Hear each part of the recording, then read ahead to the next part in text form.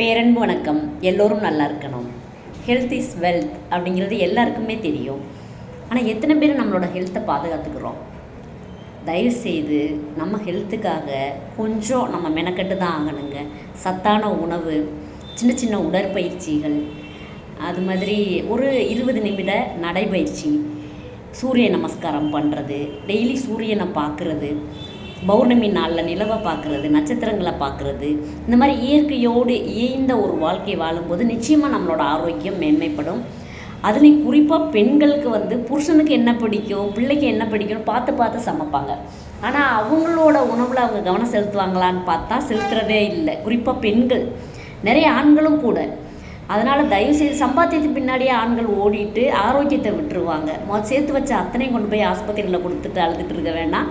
தயவு செய்து நம்ம ஆரோக்கியத்தை நம்ம பாதுகாத்துக்கிறோம். Health is wealth. நன்றி.